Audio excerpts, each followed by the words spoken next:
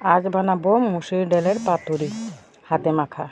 নিয়েছি মুসুর ডাল, ধুয়ে নিয়েছি ভালো করে, রসুন কুচি নিয়েছি, পেঁয়াজ কুচি নিয়েছি, কাঁচা লঙ্কা নিয়েছি, এদিকে নিয়েছি আলু, হলুদ গুঁড়ো, লবণ দিয়ে ভালো করে মেখে নেব।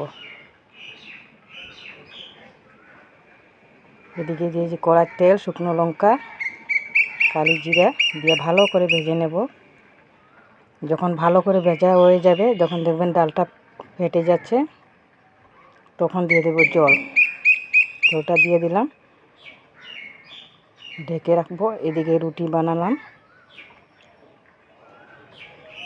রুটি দিয়েও খেতে ভালো লাগে ডালটা, আর ভাত দিয়েও খেতে ডালটা খুব ভালো লাগে।